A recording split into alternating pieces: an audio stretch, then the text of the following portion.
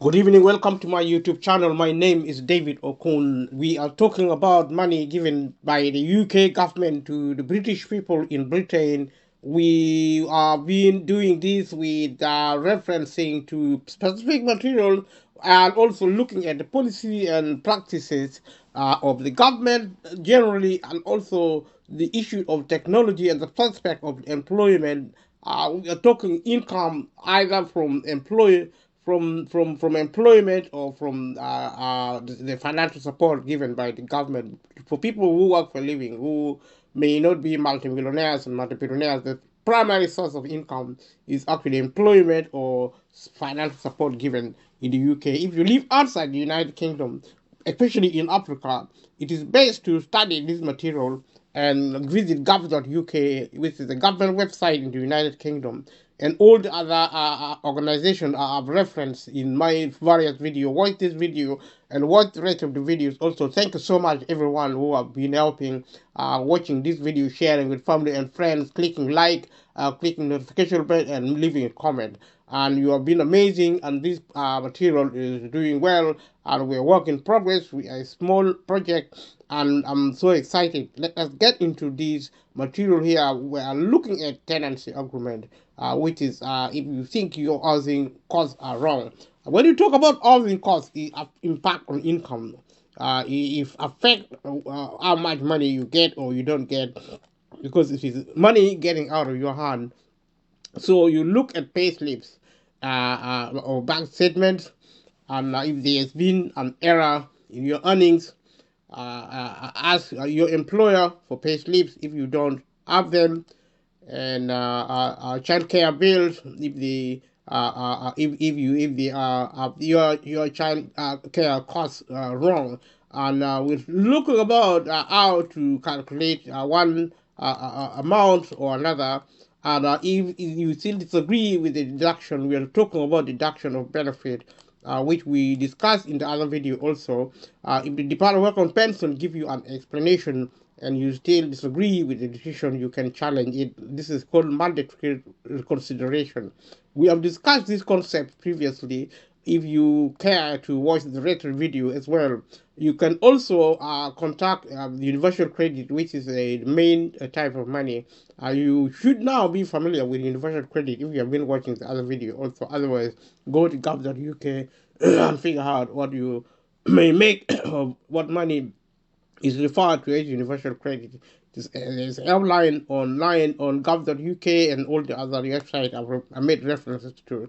And so you can actually find information where the department is actually open Monday to Friday, 8 a.m. to 6 p.m. If you're not in the UK, you can still watch this video or visit gov.uk because you will be doing a study of government policy, which is in the UK, which is similar with if you live in Europe, in any of the developed world, but also in Africa. Because we are talking about globalization, we are talking about capitalism, which capitalism actually is good to grow wealth in terms of development.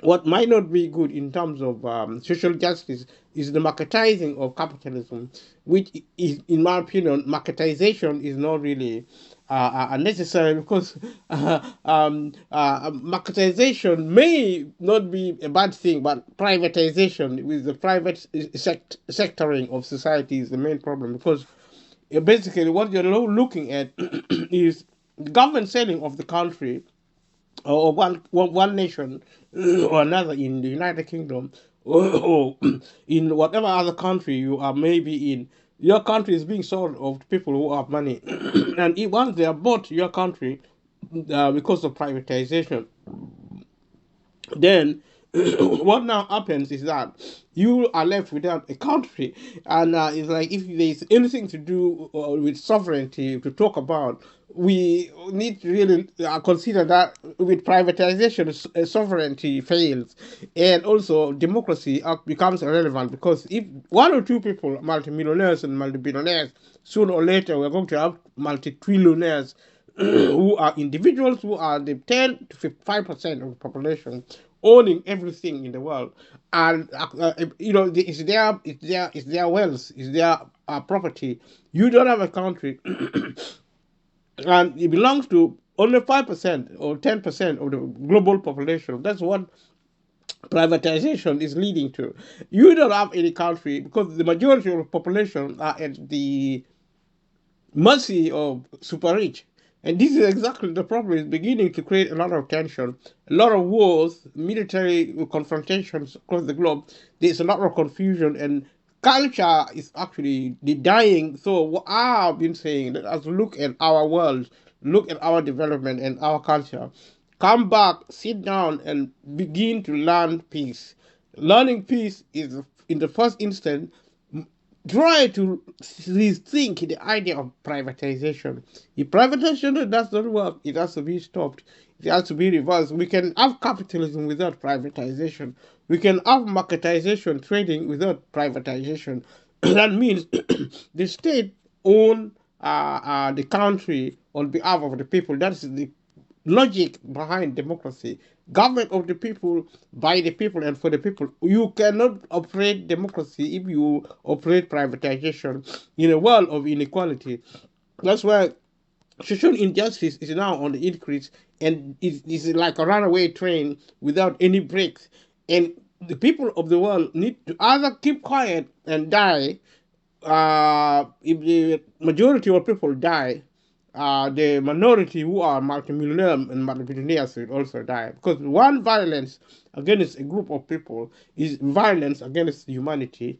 And if one aspect, especially the majority of humanity dies, the rest of the humanity dies. So we're looking at an extinction of a species called human beings because of the offense, because of the violence of privatization. Privatization has accelerated the incident of closing down the public sector. The public sector is the country. Your country is represented economically and also in terms of financing. Is represented by the public sector, because the public sector is the government owning the country on behalf of the people of that country. The idea of sovereignty, if you know anything to do with constitution, these are complicated things, but there is no peace for the wicked. You need to have knowledge, and knowledge is the one which will set you free. If you live in ignorance, you are going to be destroyed. You are destroyed because of ignorance. You are delivered because of knowledge.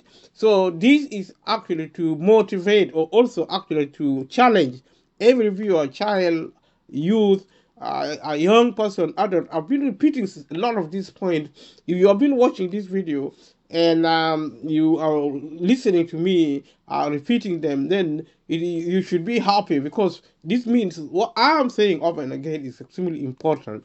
But I'm looking at different materials from the government. The fingerprinting I'm looking for is government policy, because government policy determines the future of a nation like Britain. I'm looking at Britain as a case study, if this is a case study per se, but something may be resembling a case study.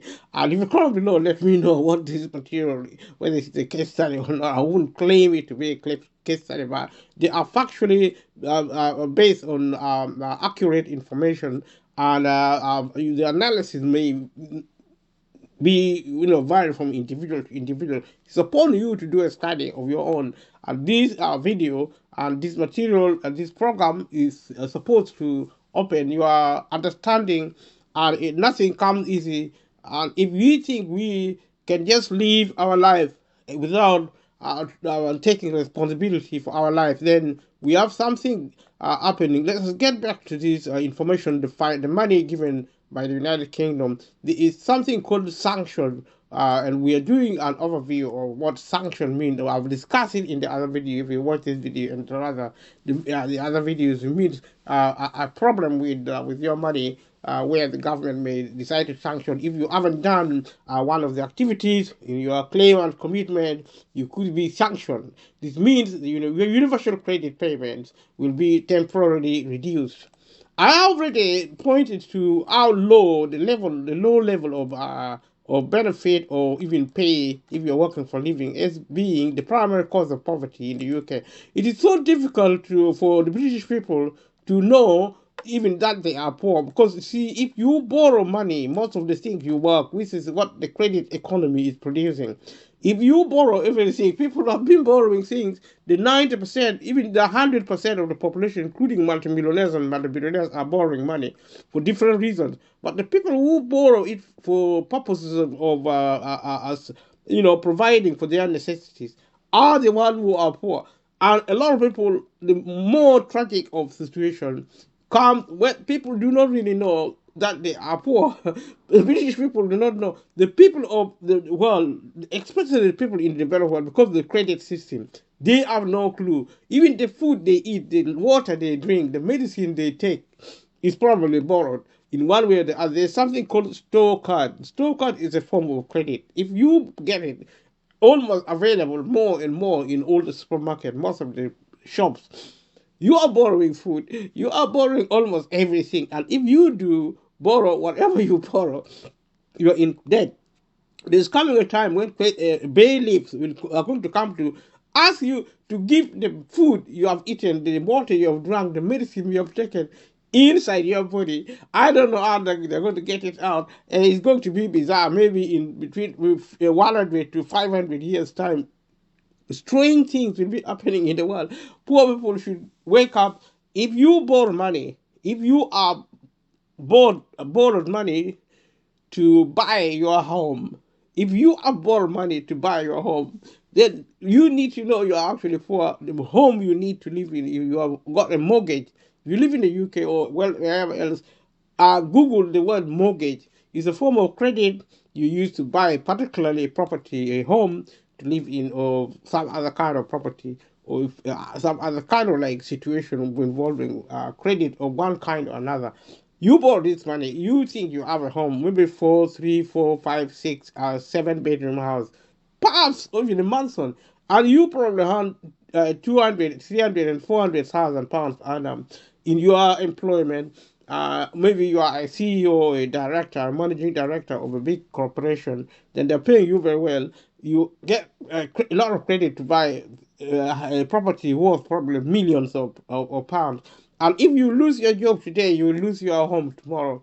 And you will be so shocked. And this applies if you're buying a car, if you're buying maybe furniture, if you're buying fridges, in white goods, white goods in the kitchen, or your carpet, whatever you buy on credit, it is not yours. You are borrowing it from somebody else, and you think you are rich. This is probably a deliberate policy. I don't know if it is deliberate, but it's a wrong policy and practice from the government to produce a system of credit, because people think they have something. Well, they don't. They're living. They're deluded. They cannot give. If you say something against the government, people are not concerned because they have money in their pocket. They are borrowing it, and this has actually distorted the idea of ownership. People who do not own anything, who are so poor, are deluded and living in a world of fantasy. And this world of fantasy has given the government a leeway to do whatever it like. The day the British people will wake up from their deep sleep, they will find the country sort of an empty shell. Right now, as I speak, the credit system is drying out because the system is now evolving to embrace technology. The reason the government, the state, have been providing for its citizens to prepare these citizens as workers. The government has never practiced any sense of democracy. Democracy has never existed in any real sense, because democracy is enforced by cultural economy, by learning, by sense of value, in all truth and honesty. But we have not been honest at all. We have been focusing on violence, on corruption, on power, on generating goods and services and doing business. People of a country like Britain have ceased to be citizens. There are, instead of being citizens, there are economic factors of production. Now, this relationship between business owners, including public or private business ownership, like it's in the state ownership or the private ownership, is the same. People are seen as workers in the military and also in the civil sector. Now, things are changing. Increasingly, we are accessing technology. Technology is beginning to run the economy, beginning to run this organization at the expense of people, human capital, which was and still is to a great extent being operated to produce goods and services, producing wealth for customers, and these wealth are creating more wealth for people who own wealth in terms of investors, entrepreneurs, in the corporate, especially in the corporate sector. This is the outlook. The people should now open their eyes, because sooner or later they are going to wake up to an empty property, an empty country as well, because the rich will be using technology, nanotechnology, 3D printer, robotics, and all these other artificial intelligence. These are key in bringing changes. It's supposed to be for peace and for doing the right thing, but unfortunately, society has been developed through violence, and it is operating systems of violence, whether within the civil or the military sectors. Violence is the problem, is a proof of cultural failure. I've been repeating this point, and leave a comment below how you feel about these points being repeated, because it's central to our livelihood. This is our destiny. The house is our home, and we either keep the house in a proper shape or destroy it.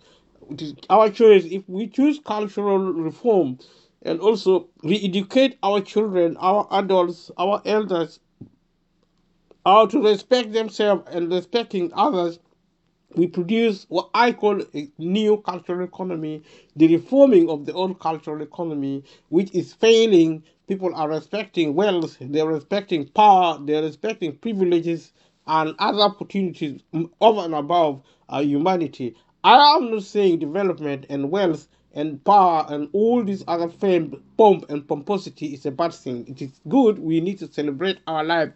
We need to really swim in our own glories, but not at the expense of humanity. We have to prioritize our values, our system of valuation. If we get it right, we produce what I call the new cultural economy, which is respecting people, actually evolving to be more respectful of themselves, using technology to treat diseases, and also to control other adversity, to control nature, maybe to moderate the weather, maybe to slow down, stop, or even reverse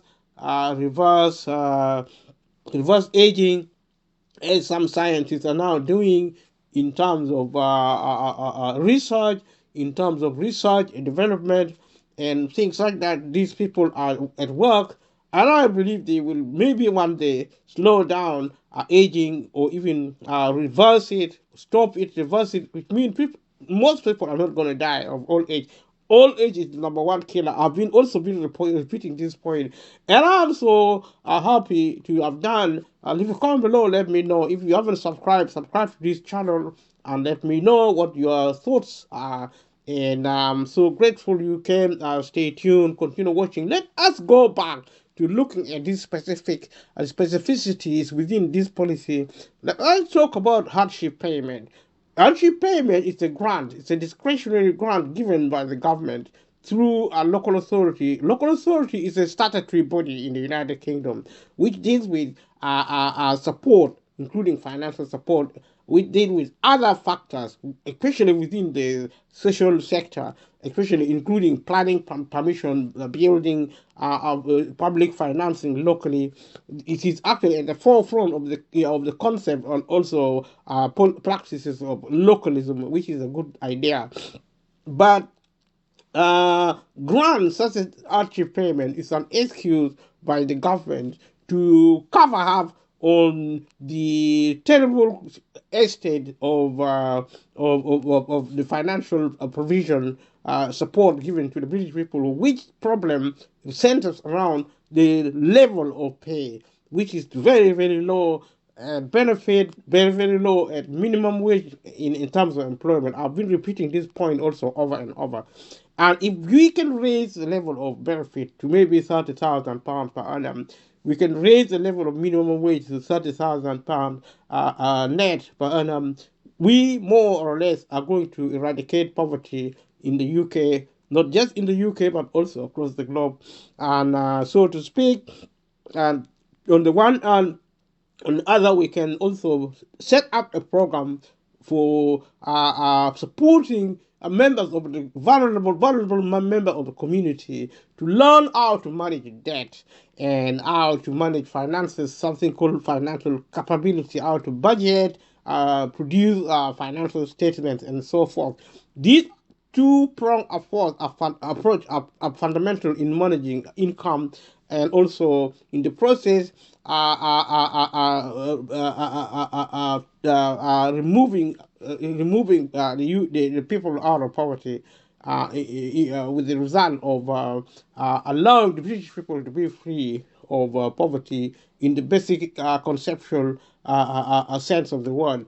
And we are not talking about people becoming rich. If people can become rich, it's because of something involving not poverty, not really, not really, pushing people into wealth, but something to do with using technology, using science, and also improving on our culture. Then everybody with technology, in one way or the other, technology, one way or the other, we become people who access goods and services at no extra cost. And this is a developmental factor which involves the application of technology at its very base, at its very very base. We do so in every aspect of the word development, doing so to, if I may say so, producing goods and services at no extra cost, thereby accessing wealth almost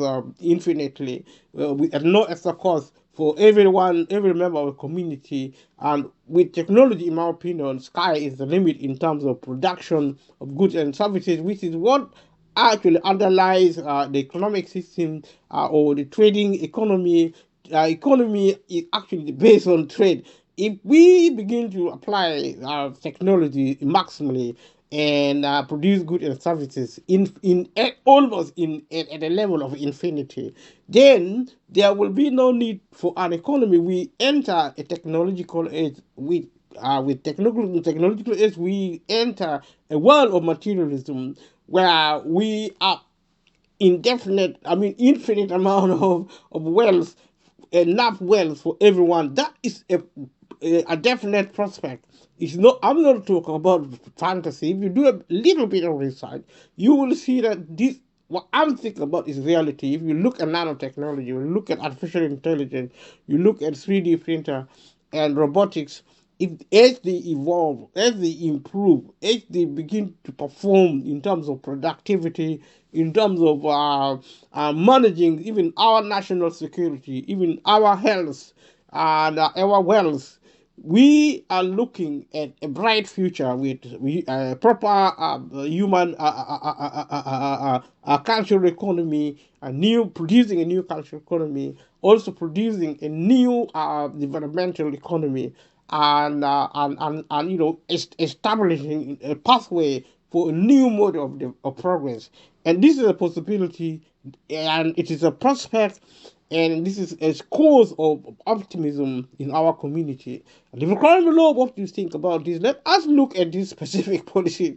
We talk about hardship payment, which is actually we are talk about how to apply for hardship payment. If you're struggling with money because of the sanction, you can actually apply for hardship payment. Hardship payment, like I said, is discretionary, relating to council tax support. Because if you are in debt, specifically with council tax, but here it says if you can apply for hardship payment to get emergency money for things like food and bills. I'm not sure about that, but the hardship payment I know relate to council tax. But here it says clearly that you can apply for a hardship payment to get emergency money for things like food and bills. Food and bills. We talk about food. When you talk about food, you're going through on the route of food banks, which is what now If you talk about grants for food, I have never heard of that. But this information is written the way it is written. But I think what they're talking about is food bank, which is actually interpreted in terms of hardship payment. But if you hardship payment for bills relate specifically for council tax. Council tax is a tax for bill, but for food, you don't get any grant. What you get is you can get maybe a hardship loan or something like that, which you have to pay back. But if there is money, then there is for food, then we will talk about food bank, which is a benefit in kind, which is relevant in this context. When we talk about emergency money, we are going to talk about a grant.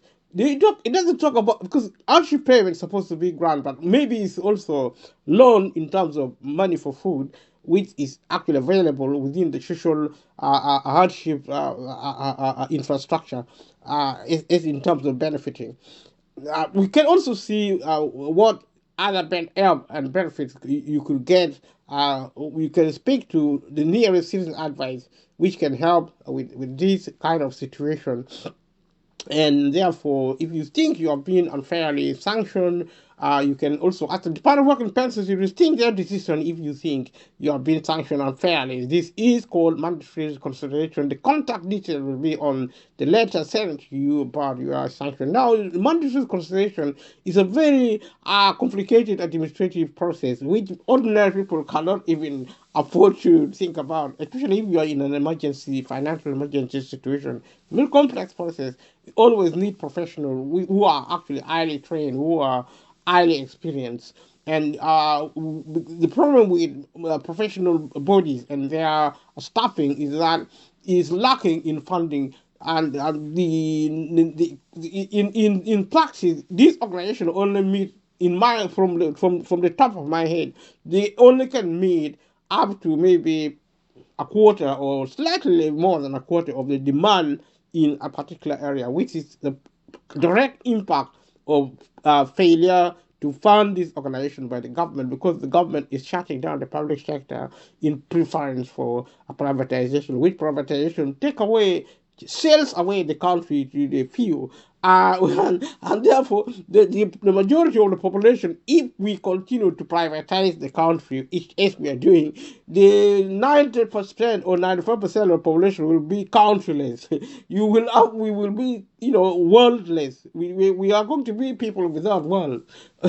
And we can, rich people, multimillionaires and multimillionaires who buy this country will decide what to do with us. We can be treated as waste product.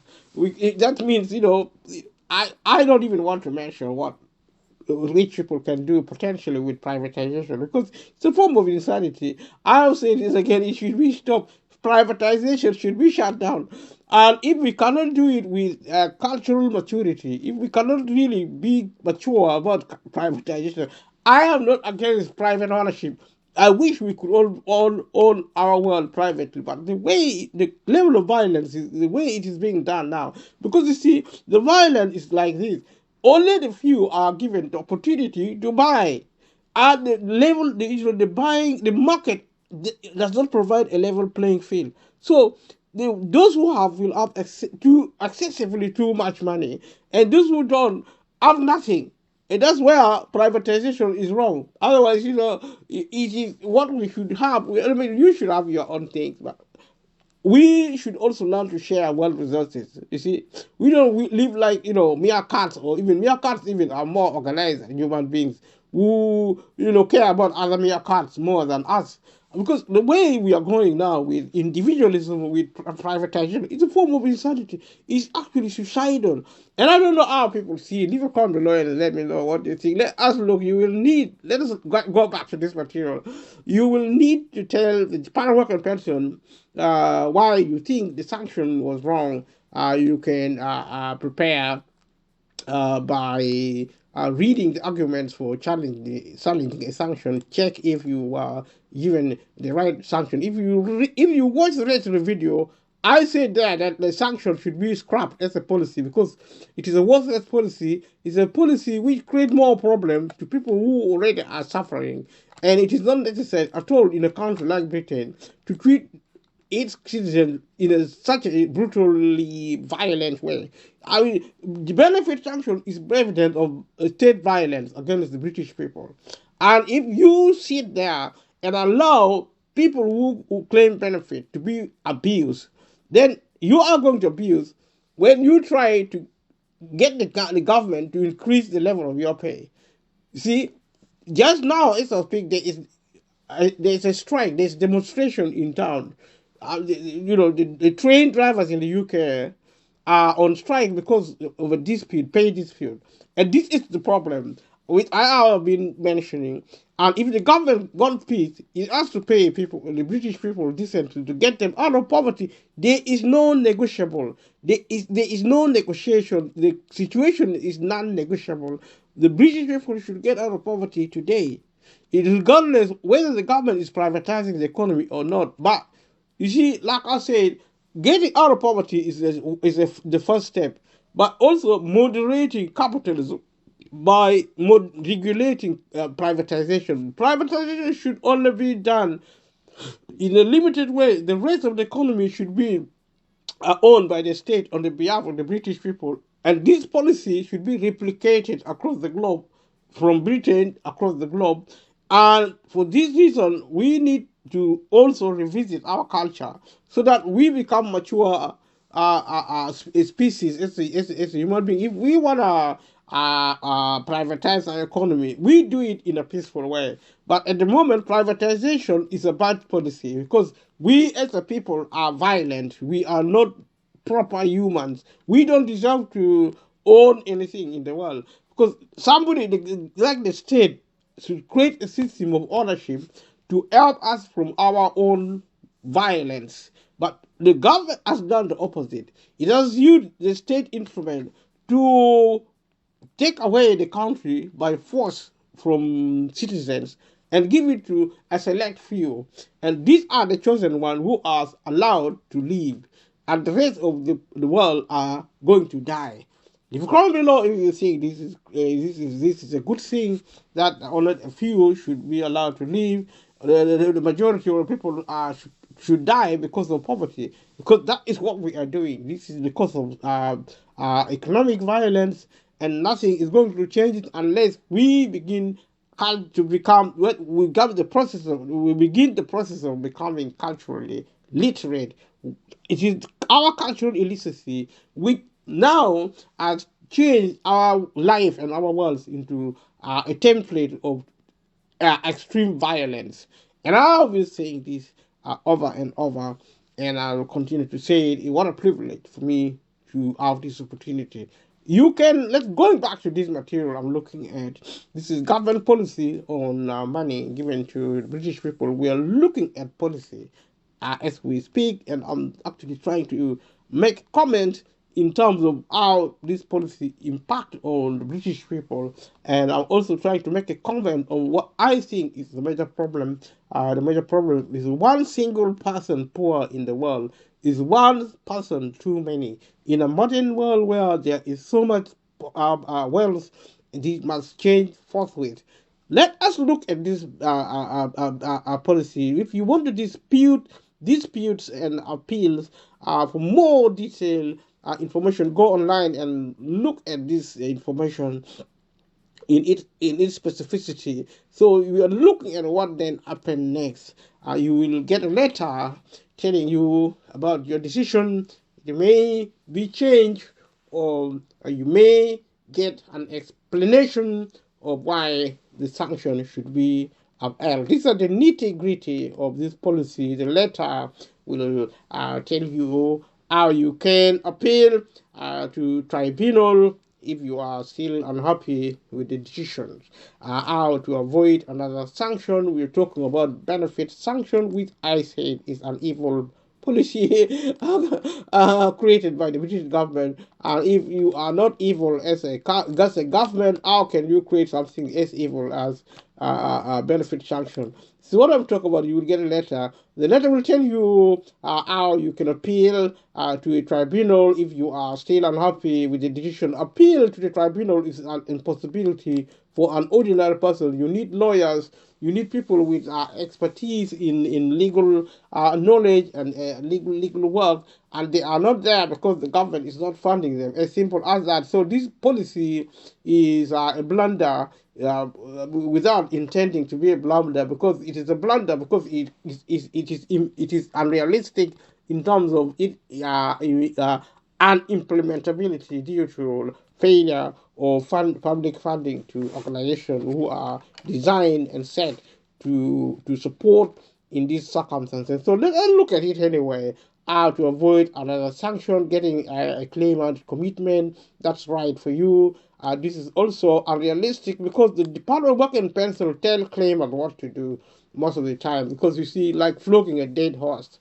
You should talk to your work coach about getting your claim and commitment change if you are struggling to meet the condition you signed up for. Because the problem is that the government agenda is to close down the public sector. So these are all hot hair of a policy. It's a good policy on paper, but in practice it is just an illusion, because nothing happened in practice. Things are getting worse and worse because of the political agenda to shut down the public sector. That has led to the neglecting of every sector of the public sector, and I've been talking about this. So you can read your advice on changing your claim and commitment if you can't make it to a job center appointment. If you cannot get to an appointment at the center, ring them to let them know as soon as you can. We try to ring the Department of Work and Pension. You have to have money or some system which allows you to phone. If you don't, you cannot communicate with them. So this is also theoretical. In practice, this is a problem which is unnecessary because the system is so rigged. The people you are trying to phone are poorly resourced or not even resourced at all. You will not going to wait for so long on. You probably can wait for 30 minutes, for somebody to answer your phone. And if you don't have a proper phone, your phone is going to be disconnected. You don't have any money. You are in serious trouble with these processes, and it shouldn't be the case. And you should be able to walk in, and also, I mean, if the telephone system was working, but it doesn't. If your phone, the Department of Work and Pension, you're going to, or any other system of telephoning, because everybody is trying to save money by cutting costs. So the telephone system, although it is advertised, is actually very it doesn't exist in practice. It's just dying out. I mean, there are talks of online services, but that is also not really effective enough, because the problem caused by lack of resources produce a system of vicious cycle of failure in the public sector. So if you can't get to an appointment at the job center, ring them to let them know as soon as you can. It's good on paper, but in practice, it's almost impossible to ring communicate with the Department of Work and Pension. We are like in the dark. Explain your reason and ask to rearrange. Keep a note of the date and time of the call, who you speak to, and what we was saying. These are complications which should not really be happening, because you don't talk about a risk of your money being cut for because of benefit sanction, because of all the complexities of the policy. These are people who need help. Give them help and ask them to go home. If you let's look at the material here. If you need help with the cost of traveling to appointments, ask the job center what support is available. Now they don't give this support in practice, because it takes forever. This is just a policy. In practice, nothing is like that. Like this exists with the job center. I mean, they don't give you money for traveling to somewhere. I mean, why should they give you money if they were giving enough benefit? This problem wouldn't arise. If you don't have to go to the job center if you are claiming benefit, you only go there to claim benefit, and then you are paid. If they want to know if your circumstances have changed, they should ring you. You shouldn't be ringing them. They should ring you If you don't answer, they write to you then, because they don't do it, because they can't do it, because the government is not financing them, and they are abusing people who are very poor, because and producing excuse as to why these people are. I don't even know what they say. This if you watch the rest of my video, I've been making comment of what the government has been doing, what it has been saying about people who need help in this country. They are being accused for being sick. If you go to the hospital, they are being accused for being homeless. If you go to get help from the council for housing, they are being accused at work as being lazy, because the employer want probably them to work at night. When their contract says they should work during the day, the employer probably is trying to change contract, because the country is a total mess, and it is global. It's not just in the UK. It's about neglecting the public sector. That's what I'm trying to talk about. Let's look at some aspect of this information. So, evidence of work-related activity. Keep a diary or each week of what you have done to meet the condition of your claim and commitment. This should be scrapped straight away. A lot of this information should be changed, because these are policies of.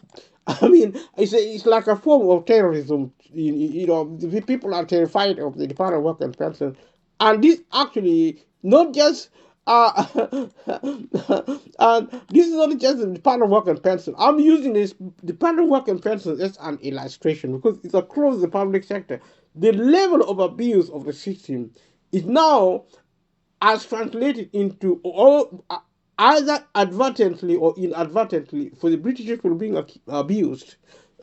They are being treated worse than slaves, either knowingly or unknowingly. But the reason for that is what I'm interested in. I'm interested in illustrating that because of privatization and closing down the public sector, people are suffering. That is what I'm trying to do here, to expose this situation for people to realize how serious the situation is. So you are required to keep a diary each week of what you have done. You don't even have the capacity to do that, because you are so poor. You are probably even sick, because you are being disturbed. You cannot rest because you're on benefit. You're getting a very tiny amount of benefit, and the government brutalizes the British people. British people are suffering day in, day out, but increasingly, as you lose your job, you will face this situation. A lot of people are going to commit suicide. A lot of people are now committing suicide because of the shock. They didn't know what was coming, and they were ambushed by the system of credit, and now their eyes are opening. There are people who potentially could lose their jobs today, their employment or self-employment today, and tomorrow they will have to face the benefit system with all the story. They could lose their homes within days or weeks, because if you don't pay your rent, and if you can't access the credit system, because if you lose your job, the credit people are going to treat you as if they have never even known you. This is a toxic situation. This is really happening now. A lot of people have been giving feedback that this is depressing. Yes, it is depressing, but we need to really to talk about it. And really, because this is not being talked about, with their, I don't know what people are doing. People are doing strike and all that, this and that. I look at the diary system. You have to write a diary. For example, the date you did an online job site and how long you spent doing so. What you have done every daily basis. You have to write it down. How long you have spent. It's like you are a criminal who are on probation, who is even treated even worse than a criminal. If there is something you haven't been able to do, be prepared to explain why. If you didn't do what you are told, you are inquisition, like if like you are a captured prisoner of war. You are being tortured mentally, emotionally. Fear and more fear is being pumped into you. It is like some demons have entered into the system of British government. The way the British government have learned to torture its citizens. If you started the system of benefit, the evil that accompanies the system of benefit, which actually is a symptom. It is the same with employment policy, the same with legal policy, the same with policies to do with healthcare. You go to healthcare, you face similar situation. You go for housing, you face the similar situation.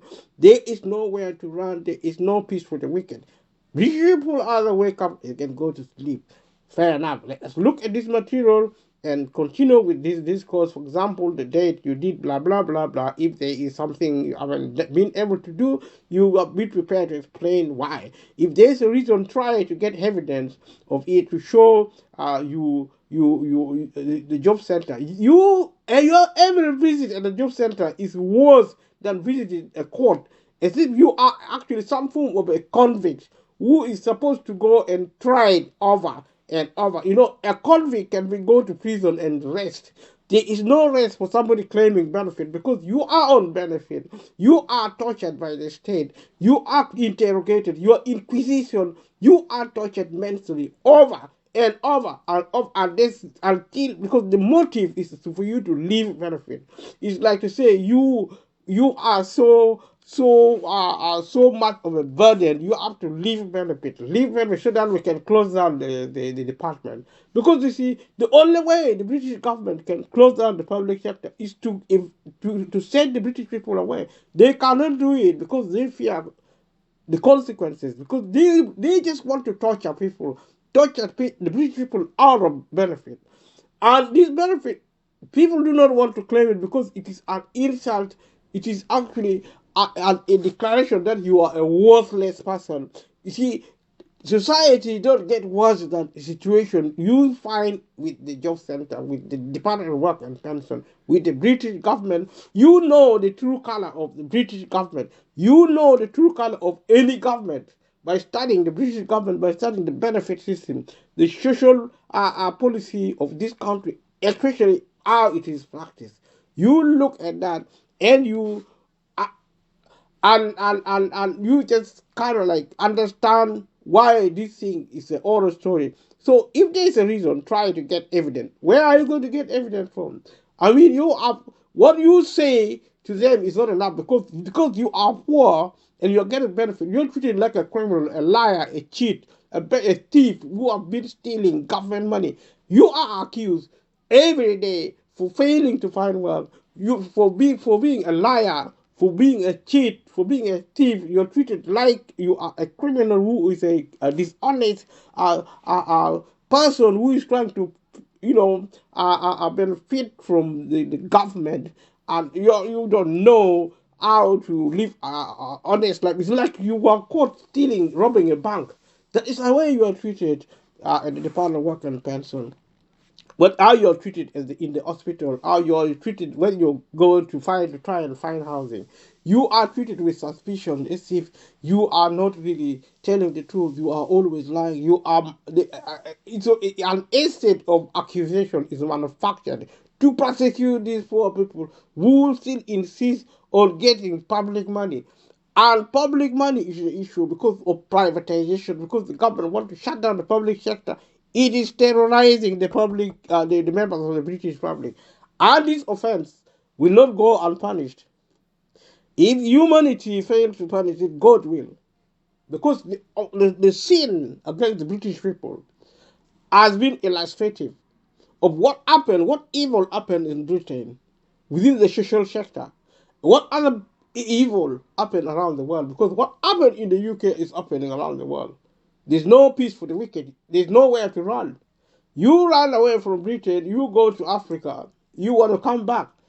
Or if you're allowed to go to America, you want to come back to Britain. Because you think the other way is good. No, because this is a global agenda to shut down the public sector. And the British people have been lured into depending on the public sector by the government. And suddenly, the government has pulled away the rug from underneath the British people. And this is a policy across the globe. What happened in Britain happened globally. I've been saying this over and again. And I'm glad I said it. It is not easy for me to be talking like this. And it's not easy for anyone to be listening. But it's a choice I've made. And as long as I am able, I will continue to speak this. And hopefully people will become aware of the magnitude of the problem. And individuals within Britain and also across the globe will begin to review how they understand the government, the function of the government, to begin to come together as family, as individuals, as families, as friends, and also begin to really lead their country as a parallel economy, leading economy, and learning cultural economy, respecting themselves, leading by example. If you're a parent, if you are not a parent, if you are a friend, if your family, begin to be a good person, begin to care about your body, your life. I mean, even if you don't have much, you have to value what little you have. You have to learn how to survive. Otherwise, you are going to die. And if you die, if poor people die, who are the majority, humanity is also going to die, to go extinct. We are facing an existential situation for the poor and for the rich alike. I say this because you see, some few individuals who are in the ruling sector think if they persecute rich poor people, they are going to solve a certain problem which they have created in their minds, in their little minds. They don't understand the value of humanity. They think neglecting a sector of society and allowing a sector of society to disappear, they're going to solve. They think in numbers. If there are many people in the world, there is a problem. No, that is not the case. If only two people can create a lot of chaos if they are wrong, if they are culturally uneducated. What you need is actually to review how our culture operates. The respect we have for ourselves, whether we are many or few, is irrelevant. But the few, if we are few, we are going to be stronger if we make peace. The reason the ruling class think maybe destroy, I'm not saying they're trying to, but the way I see the system operate, people are going to go extinct. The majority who are excluded from accessing natural, world resources are going to die. There is no other way to explain it. We are facing extinction, extermination of people who are prevented from accessing global resources. We who are increasingly going to be in the majoritarian context. A lot of people are not realizing, they do not understand how the system works.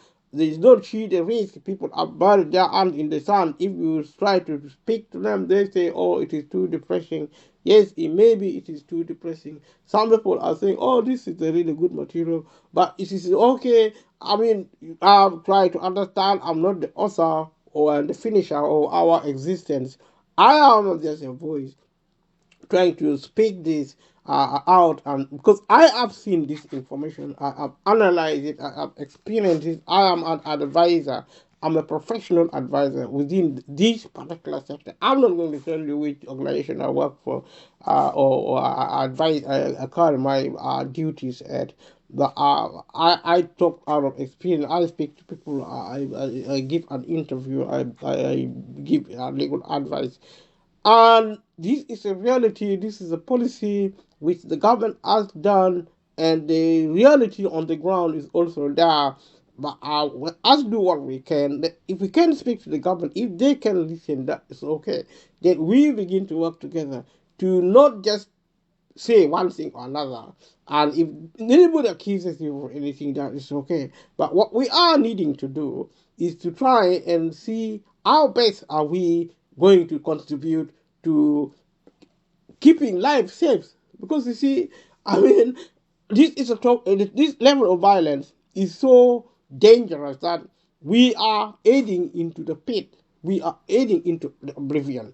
So if there's look at this material, the way it is written, and I was trying to put a picture because I understand this material. And for example, the date in which this is actually giving an account of what you have done. And if there's a reason, try to get evidence if it is of it to show to the job center. Job center is part of the Department of Work and Pension. That's where your interrogators are going to be there. They are called work coaches. They are interrogators. They inquisition you. It's like you are actually going to report at a police station or in a courtroom. You are actually interrogated, and I don't know. You are tortured mentally. You are tortured emotionally. I mean, mental torture, and and with all these situations, you live in fear of your life every day. This is at the job center because I'm looking at the information at the Department of Work and Pension. This is happening if you are going to the hospital, if you are trying to use public transport, if you are trying to get public housing. It's a shame everywhere. At employment, if you're working with your employer, you live in abject fear. I'm not saying these people are, because they are also living in fear. People who are owning a project, who are responsibility for running this country, are also living in fear because the government. I'm saying the central government. When I say this, the statutory body at the government level, at the political level, I'm talking about politics. I'm not talking about the civil service. Talk about the politics, which is actually rotten in the United Kingdom, and this is across the globe. And if the United Kingdom is to heal the country, then it has to talk with other leaders across the globe at the political level to heal the politics of the world. Because it is the politics which is destroying our society. Because we are messed up as politicians, as people who are actually running, managing power. Because we are humans, not because we are something is wrong with us. The only thing is that culturally humanity has failed. What that is all I'm trying to say. I'm saying, you see, I mean, if I look at an individual to accuse them, then I am wrong. But what I'm trying to illustrate here is that there is something broken in the humanitarian context. It doesn't matter who he is. It doesn't matter whether you are rich or poor. Something we need correcting at the basic context. We need to really correct our humanity because you see, we created a monstrosity known as the state, known as the political economy, which is now destroying the poor first and then the rich. Humanity is facing extinction because of us, because of our humanity. Wherever you go, things are getting worse. And we need to stop now and start examining our culture. Our respect and respect and respect. There is the difference between respect and disrespect. Because if you respect yourself, you produce respectful policy and politics. And if you look at this information, this is just within the Department of Work and Pension, but it is repeated across within the legal sector. If you look at any government sector, it is happening there. Look at the private sector, it is happening there. If you go to supermarket, things are getting worse and worse. I am not a pessimistic person because I believe in humanity. I believe if we get the right information, we can actually start the process of reform. I believe in reform and I am demanding reform. We need to start from our homes.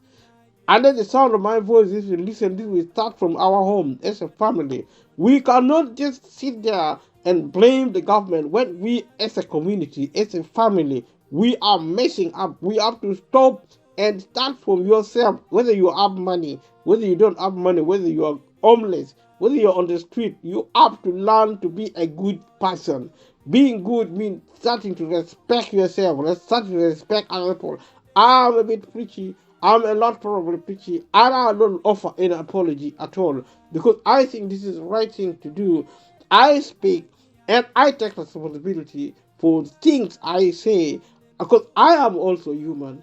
This problem is created by humanity because we are human. The problem is humanitarian, it's not even political. Our politics is toxic because our behavior is wrong. We let's have to stop and start doing the right thing. Look at this policy here. And if you are and we're looking at, for example, if you are in get a note from a doctor. If you're sick, you have to go to the doctor, and you can't get a doctor anyway because you can't get an appointment with the doctor. That's what I've been saying. Because the Department of Work and Pension asks you to go to the doctor because you're getting benefit. This policy is not necessary at all. Why do you have to go to the doctor? You don't have to tell the Department of Work and Pension that I had a problem, and they should just listen to you. Why are they not respecting you? The respect they have to you, they treat you as if you are a liar, you are a criminal, because they are abusive. They are being trained by the government to do that, and they are wrong. They should be doing that, but you don't blame them because they are victim of a bad, rotten politics. And rotten politics is a victim of rotten humanity. Rotten humanity is a victim of poor learning. Our culture is the root of all evil. And we need to really treat our culture, introduce into our culture the precepts, the information, the fingerprinting of self-respect, respecting, as I have said this, how people understand my point of view, why I'm actually blaming almost everything I touch, because everything I touch as a cancer, as a social cancer, which is happening now. And let us say we are talking about reporting changes in circumstances. These are some of the things I've already spoken about. If you're watching this, watch the rest of the video. So make sure you tell the Universal Credit Helpline of any changes in your personal circumstance straight away. So you get the Universal Credit Helpline online, gov.uk, and the opening hours, as always, is Monday to Friday, 8 a.m. to 6 p.m. Calls are free from mobiles and landlines, like I said previously. And next time we are meeting, we are going to talk about universal credit hardship payment. Thank you so much for watching, and leave a comment below. If you watch this, share with family and friends. Click like, subscribe to this channel, support it. I want to know your thoughts, and I've been so grateful and privileged to undergo this exercise. We'll see you in the next one. Thank you. Bye bye. Good evening. Welcome to my YouTube channel. My name is David Okun. We are talking about money given by the UK government to the British people in Britain. We are been doing this with referencing to specific material, and also looking at the policy and practices of the government generally, and also the issue of technology and the prospect of employment. We are talking income either from from employment, or from the financial support given by the government for people who work for a living, who may not be multimillionaires and multibillionaires. The primary source of income is actually employment or financial support given in the UK. If you live outside the United Kingdom, especially in Africa, it is best to study this material and visit gov.uk, which is the government website in the United Kingdom, and all the other organizations I've referenced in my various videos. Watch this video and watch the rest of the videos also. Thank you so much, everyone who have been helping, watching this video, sharing with family and friends, clicking like, clicking notification bell, and leaving a comment. And you have been amazing, and this material is doing well, and we're work in progress. We are a small project, and I'm so excited. Let us get into this material here. We are looking at tenancy agreement, which is if you think your housing costs are wrong. When you talk about housing costs, it impact on income. It affect how much money you get or you don't get, because it is money getting out of your hand. So you look at pay slips or bank statements, and if there has been an error in your earnings, ask your employer for pay slips if you don't have them, and child care bills if the if the your child care costs wrong. And we're looking about how to calculate one amount or another. And if you still disagree with the deduction, we are talking about deduction of benefit, which we discussed in the other video also. If the Department of Work and Pension give you an explanation and you still disagree with the decision, you can challenge it. This is called mandatory reconsideration. We have discussed this concept previously. If you care to watch the later video as well, you can also contact the Universal Credit, which is a main type of money. You should now be familiar with Universal Credit if you have been watching the other video also. Otherwise, go to gov.uk and figure out what you may make of what money is referred to as Universal Credit. There's outline online on gov.uk and all the other websites I made references to. And so you can actually find information where the department is actually open Monday to Friday, 8 a.m. to 6 p.m. If you are not in the UK, you can still watch this video or visit gov.uk because you will be doing a study of government policy which is in the UK, which is similar with if you live in Europe, in any of the developed world, but also in Africa. Because we are talking about globalization, we are talking about capitalism, which capitalism actually is good to grow wealth in terms of development.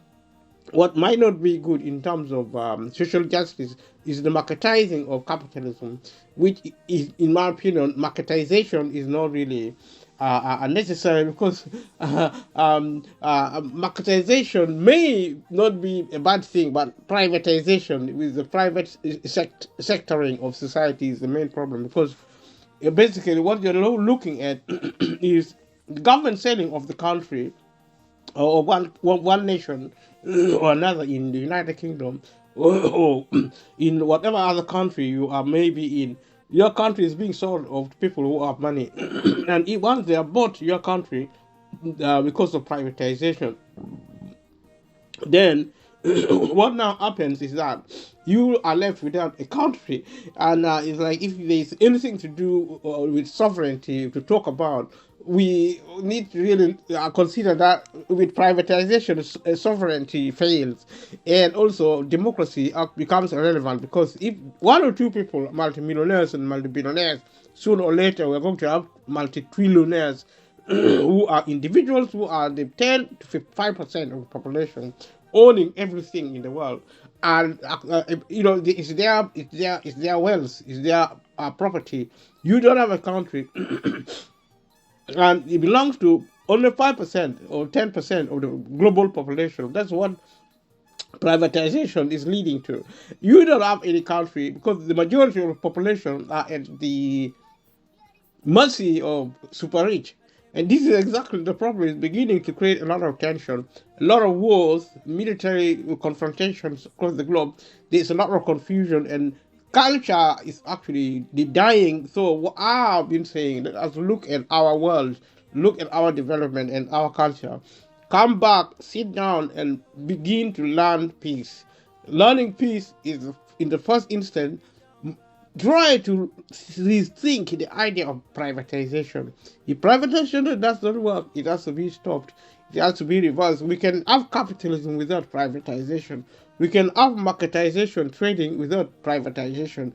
That means the state own the country on behalf of the people. That's the logic behind democracy. Government of the people, by the people, and for the people. You cannot operate democracy if you operate privatization in a world of inequality. That's why social injustice is now on the increase, and it is like a runaway train without any brakes. And the people of the world need to either keep quiet and die. If the majority of people die, the minority who are multimillionaire and multi-billionaires will also die. Because one violence against a group of people is violence against humanity. And if one aspect, especially the majority of humanity dies, the race of the humanity dies. So we're looking at an extinction of a species called human beings because of the offense, because of the violence of privatization. Privatization has accelerated the incident of closing down the public sector. The public sector is the country.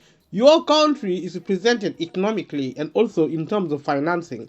Is represented by the public sector, because the public sector is the government owning the country on behalf of the people of that country. The idea of sovereignty, if you know anything to do with constitution, these are complicated things, but there is no peace for the wicked. You need to have knowledge, and knowledge is the one which will set you free. If you live in ignorance, you are going to be destroyed. You are destroyed because of ignorance. You are delivered because of knowledge.